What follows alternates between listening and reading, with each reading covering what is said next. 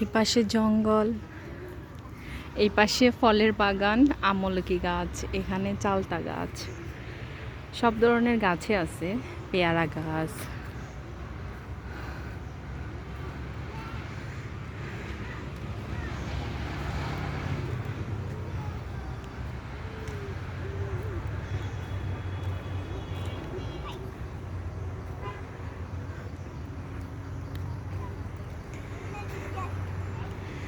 এই যে পাহাড়ের মধ্যে মানুষের বসতি।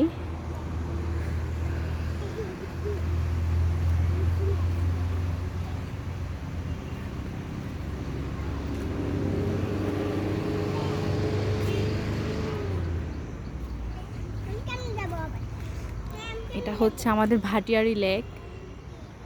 এটা অনেক বড় লেক।